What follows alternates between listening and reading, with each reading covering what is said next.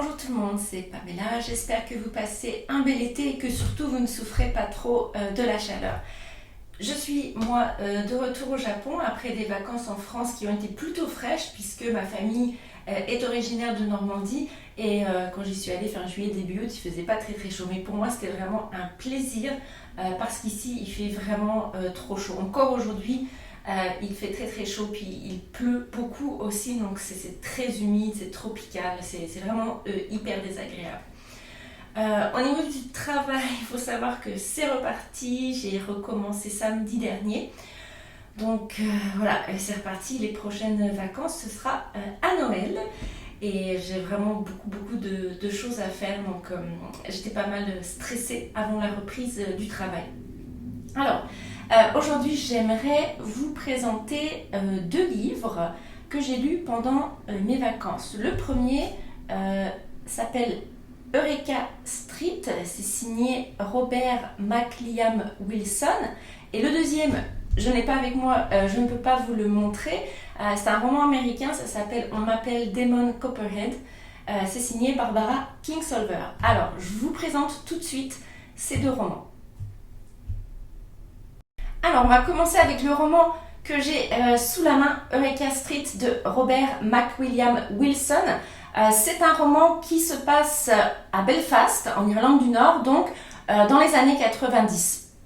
Ça nous raconte quoi? Ça nous raconte en fait l'histoire principalement de deux jeunes hommes, ils ont à peu près la trentaine, Jack et Chucky, qui sont amis et qui donc vivent dans la Belfast des années 90. Et comme vous le savez sûrement, on est en pleine époque des Troubles à ce moment-là. Et donc on a une ville qui est en proie vraiment à la violence entre les groupes paramilitaires irlandais et l'armée britannique, avec beaucoup d'attentats qui font très malheureusement de nombreuses victimes innocentes. Donc nos deux personnages principaux sont Jack et Chucky. Je vais commencer par vous présenter Jack. Lui, c'est ce qu'on pourrait vraiment appeler un cœur d'artichaut. Alors depuis sa rupture avec Sarah, une Anglaise avec qui il est resté pendant 1 an, il tombe amoureux de toutes les filles qui l'approchent. Mais comme il est assez cynique, finalement, il les repousse en fait parce qu'il est assez vindicatif et un peu méchant avec elle. Donc à chaque fois, il se plante à cause de ça, mais en même temps, il reste toujours lui-même, donc c'est quand même son bon côté. Jack, il a un emploi qu'il déteste. Son emploi, ça consiste à récupérer les marchandises achetées à crédit par des gens qui ne peuvent plus payer les échéances de leur crédit, justement. Donc il va chez les gens, il récupère la marchandise.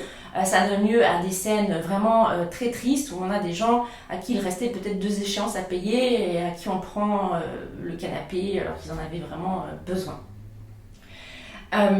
Jack, il aime beaucoup sa ville, mais en même temps, il la déteste à cause de toute la violence qu'il y a justement.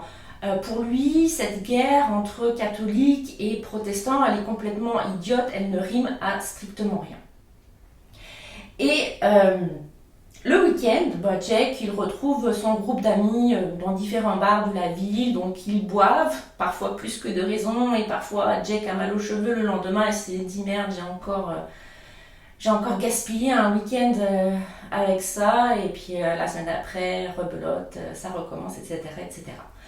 Dans ce groupe d'amis, il y a Chucky, et Chucky, c'est le seul protestant de la bande, tous les autres sont catholiques. Chucky, il va bientôt avoir 30 ans et il décide de faire un petit peu le bilan de sa vie. Alors, il est grassouillé, il commence à perdre ses cheveux, il vit toujours avec sa mère sur Eureka Street, il n'a pas vraiment de boulot, donc Chucky il se dit non, il faut que je change, et pour changer, il décide de se lancer dans les affaires. Son objectif, c'est de devenir riche. Et sa motivation, en fait, c'est Max. Max, c'est une jeune américaine qu'il a rencontrée, elle est très jolie, elle l'intéresse énormément et elle semble s'intéresser, miracle, à Chucky. Donc il va se lancer à corps perdu dans les affaires, mais comme il n'y connaît rien et qu'il n'est pas très doué, il va faire tout et n'importe quoi et bizarrement, ça va marcher. Jake, quant à lui, va réussir à changer d'emploi, mais côté relation amoureuse, ça va pas tellement s'arranger pour lui non plus. Voilà. Donc, je vous en raconte pas plus. C'est vraiment un récit de vie de ces deux jeunes garçons. C'est aussi un récit sur Belfast, à la fois belle et à la fois détestable. Alors, qu'est-ce que j'ai pensé de ce roman? Eh bien, figurez-vous que c'est un énorme coup de cœur. C'est probablement le meilleur roman que j'ai lu cette année. Alors, pourquoi est-ce que je l'ai autant aimé? D'abord, il y a le sujet. Moi, j'aime vraiment les romans sociaux. J'aime quand les personnages sont bien construits. J'aime quand on s'intéresse à leur histoire, qu'ils évoluent, etc., etc. Donc, de ce côté-là, c'est parfait, il n'y a rien à dire. Mais en plus de ça, c'est supporté par un style vraiment percutant. C'est drôle, c'est intelligent, on a des réflexions qui sont profondes, c'est très humain et parfois c'est triste, mais ça sombre jamais dans le misérabilisme, si vous voulez. Donc ça, c'est vraiment quelque chose que moi j'adore énormément. Alors Robert McWilliam Wilson, c'est un auteur qui est pas très prolifique. Si je me trompe pas, il a écrit seulement 3 romans. Il a 61 ans. Il a écrit seulement 3 romans et c'est vraiment dommage parce qu'avec un style pareil, franchement, on aurait pu avoir plein de livres formidables à lire. Donc c'est vraiment dommage. Pour vous donner une petite idée du style de l'auteur, j'ai sélectionné un petit passage. C'est Jake qui raconte qu'il est invité à une soirée de lecture de poésie et puis c'est pas quelque chose qui l'enchante. Il porte un regard vraiment très critique sur les poètes qui sont présents à cet événement. Ce fut une très sale soirée. Avant le début des lectures, on nous a à contre-cœur, des deux côtés, présenté à plusieurs amis et relations d'Harold. Disons, pour lui rendre justice, que ce n'étaient pas tous des extrémistes républicains. Il y avait un type qui enseignait l'art de regarder la télévision à l'université d'Ulster. Il y avait un ancien copain de fac d'Harold, un homme qui avait une théorie sur tout. Il avait une théorie de la poésie, il avait une théorie de la fête, une théorie de l'histoire, une théorie de la coupe de cheveux. Il me les a toutes exposées. Mais aucune de ces théories n'incluait la théorie de ne pas être casse-couille. Alors les lectures ont commencé.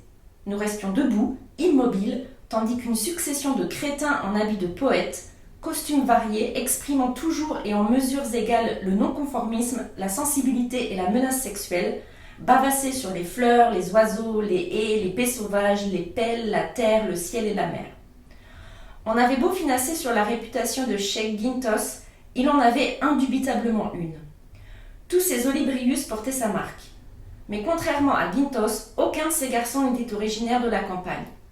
C'étaient tous de blêmes citadins qui, de toute évidence, n'avaient jamais vu la moindre haie, baie sauvage, pelle, qui leur inspirait néanmoins ces vers enflammés. Donc voilà. Alors il y a ce petit côté critique sur tout un tas de personnes différentes. Là, ça tombe sur les poètes, mais parfois ça peut tomber sur autre chose. Surtout Jake, ce qu'il n'aime pas vraiment, c'est le côté exalté, comme il dit, que ce soit des gens qui soient en faveur de l'union de l'Irlande ou ceux qui sont en faveur du rattachement au Royaume-Uni. Donc il a une position beaucoup plus mesurée que ça et c'est vraiment très, très intéressant à lire. Ça remet un petit peu aussi en perspective ce qu'on peut savoir sur cette époque-là. Donc, en conclusion, Eureka Street, un gros coup de cœur, franchement, n'hésitez pas à lisez-le. Le deuxième roman que je voudrais vous présenter aujourd'hui, c'est aussi un roman social, mais qui cette fois se passe aux États-Unis et à une époque plus récente, puisqu'il a été écrit en 2022. Ça s'appelle On m'appelle Demon Copperhead. Je n'ai pas le livre avec moi, je ne peux pas vous le montrer. Il est signé Barbara Kingsolver, qui est une très grande écrivaine américaine, d'après ce que j'ai compris. Moi, c'est mon premier roman de cette autrice. Et à la base, je voulais le lire en anglais parce que j'avais vu quand il était sorti beaucoup de critiques positives sur ce roman. Et puis j'ai traîné à l'acheter et entre-temps, il était paru en français. Donc je me suis dit, bon, allez, je vais le lire en français. Alors, qu'est-ce que ça raconte ce roman ? Ça nous raconte l'histoire tout d'abord d'un enfant. Il est enfant, puis il devient jeune homme par la suite, qui s'appelle Damon Fields. Alors, pour lui, la vie commence pas très bien. Il naît dans un mobil-home d'une mère à peine sortie de l'adolescence et toxico. Donc ça commence pas très bien pour lui. Néanmoins, il est quand même heureux et il vit auprès de sa mère, tranquille. Sa mère a des voisins, les Pegott, qui sont des gens très sympathiques. Ils élèvent leur petit-fils, puisque sa mère est en prison. Et ce petit-fils est surnommé Maggot, qui est la contraction, je crois, de Matthew et Pegott, ça devient Maggot.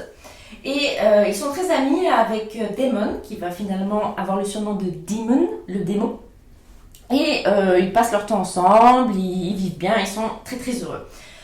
Alors, malgré la pauvreté et tout ça, la mère de Demon, elle fait des efforts quand même pour se sortir de son addiction à la drogue et à l'alcool, et ça marche pendant un certain temps. Mais malheureusement, tout se casse la figure quand la mère se met en couple avec un homme qui va se montrer finalement violent avec Demon. Et puis sa mère, à cause de tout ça, de ces histoires avec ce mec-là, eh bien, elle va replonger dans la drogue et Demon va être envoyé en famille d'accueil. Enfin, en famille d'accueil, disons chez un fermier qui a besoin de main-d'œuvre et chez qui il y a déjà 3 gamins. Donc la vie est vraiment difficile dans cette ferme. Ces 4 enfants qui sont là doivent faire des travaux très très difficiles. Mais quand même, Demon est content parce que parmi ces 3 garçons, il y en a un qui est surnommé Fast Forward, qui le fascine en fait. Il est fasciné par ce gars-là. Et ce gars-là, il joue au football américain, dans l'équipe du lycée. Il est vraiment très très populaire, il a toujours beaucoup de filles qui lui courent après, etc. etc. Seulement, ce fameux Fast Forward va initier Demon et les autres garçons à la drogue. Donc voilà, ça c'est pas terrible. Ensuite, la mère de Demon décède d'une overdose. Et Demon est envoyé vivre dans une autre famille d'accueil qui s'occupe pas forcément bien de lui non plus. Hein. Ils travaillent, ils lui prennent de l'argent, ils le nourrissent pas assez, etc. etc. Bon, finalement, Demon il va décider de s'enfuir, il part en autostop, il essaye de retrouver sa grand-mère, la mère de son père. Il sait que sa grand-mère est toujours vivante. Son père est décédé, mais sa grand-mère est toujours vivante. Et grâce à sa grand-mère, elle ne veut pas le garder chez lui, mais elle lui trouve quand même une famille d'accueil tout à fait convenable. Il est en fait il va vivre chez le coach de football du lycée. Et là, grâce à cette famille qui est vraiment gentille avec lui, qui a pas mal d'argent, aussi grâce à un professeur très intéressant à l'école qui s'intéresse aussi à Demon, il va se retrouver enfin sur de bons rails. Mais jusqu'à quand? Voilà. Je vous en dis pas plus pour pas vous gâcher un petit peu le reste, parce qu'il se passe pas mal d'autres choses encore dans la vie de Demon. Des choses pas bien, voilà. Donc juste pour vous donner une idée. Alors, là aussi, on est dans le roman social, je vous l'ai dit, c'est un genre que j'apprécie particulièrement.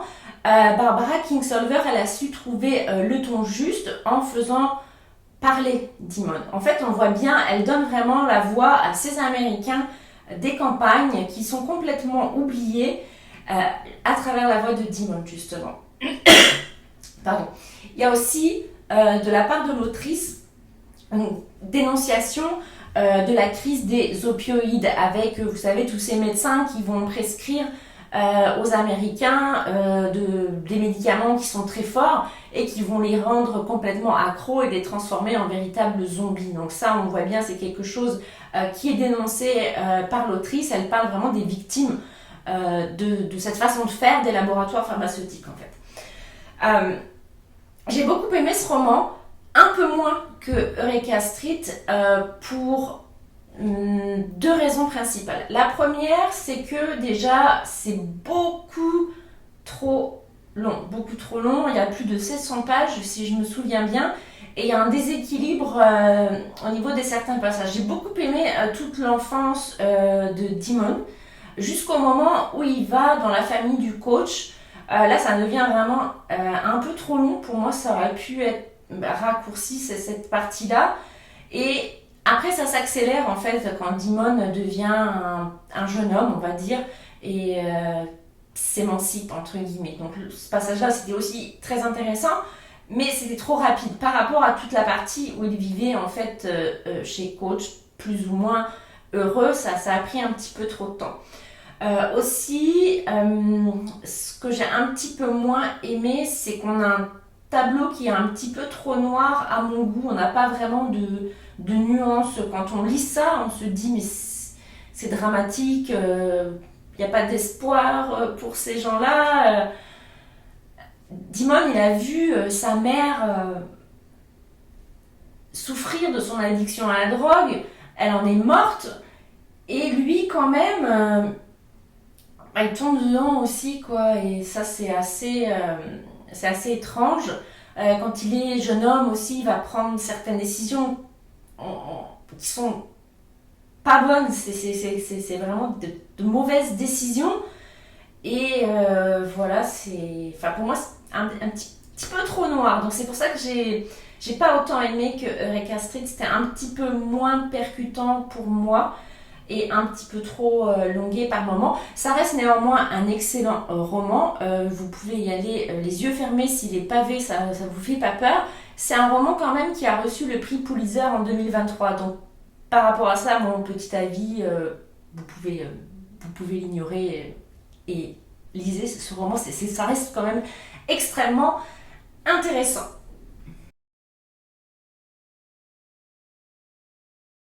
Pour conclure cette vidéo, je voudrais juste vous parler de tous les autres livres en fait que j'ai lus récemment. Enfin, il y en a certains qui sont pas là, qui sont restés en France avec Demon, Copperhead. Mais je vais vous en montrer une bonne partie quand même. J'ai lu Une vie entière, Panorama, L'Anomalie, Rébus et le loup-garou de Londres, ça c'est une série que j'aime bien. La souffrance des autres de Val McDermid, là aussi une série que j'aime bien. Et Promesse de Jussi Adler-Olsen, j'ai aussi lu Dossier 64 qui est resté en France. En ce moment, je lis Ce pavé, alors je ne m'attendais pas à ce qu'il soit si gros, 22 novembre 63 de Stephen King. Je l'avais encore pas lu, je suis vraiment une inconditionnelle de Stephen King, mais disons qu'à partir d'une certaine époque, j'ai moins aimé ses romans, donc je reste prudente quant à celui-là. Je viens de commencer, pour l'instant ça va. Dans ma pile à lire, il me reste La mémoire des embruns. Ça c'est un qui était dans ma pile à lire depuis un petit bout de temps, peut-être que je m'y mette d'ailleurs. J'ai acheté en France ce roman, Chanson douce de Leila Slimani. Ce sera mon premier roman de cette autrice qui est vraiment très connue. 2084 de Boilem Sansal, ça c'est par soutien à l'auteur que je l'ai acheté. Et enfin, La 7e lune de Pier Giorgio Puglisi. J'ai acheté ce roman parce que j'avais bien aimé le précédent, L'illusion du mal, donc j'avais envie de voir ce que l'auteur était capable de faire dans un autre roman, toujours de la même série avec Eva Mara et Strega. Voilà, donc ça c'est ce que je suis en train de lire, ce que j'ai à lire et ce que j'ai lu aussi et que je vous présenterai probablement dans une prochaine vidéo. Alors, en attendant la prochaine vidéo, je vous souhaite une belle fin d'été et je vous dis à bientôt. Matane!